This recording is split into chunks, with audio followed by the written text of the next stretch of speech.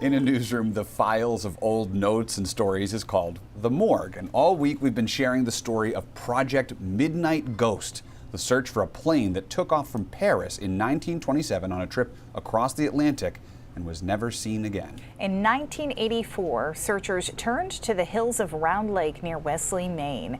But what were the chances the plane was really there? Our Rob Caldwell has this final part. Organized searchers have been poking around in the Round Lake Hills since last May, looking for any traces of the wreckage of the White Bird. So far, their efforts have turned up nothing.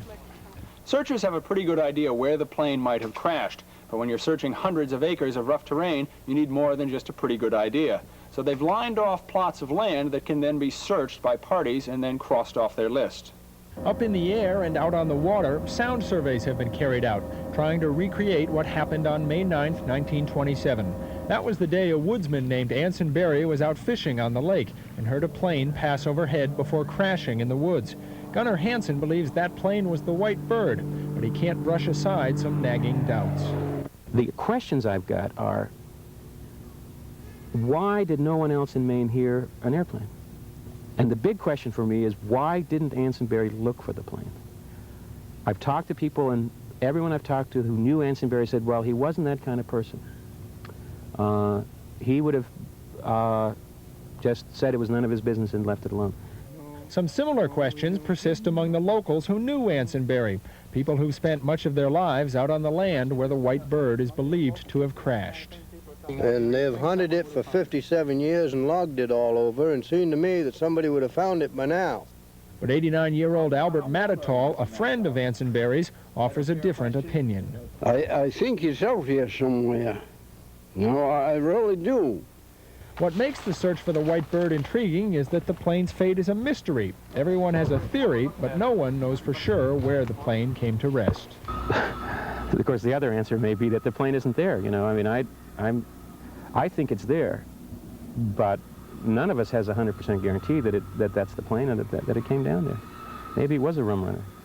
After spending several months directing Project Midnight Ghost, Rick Gillespie still has one unfulfilled wish.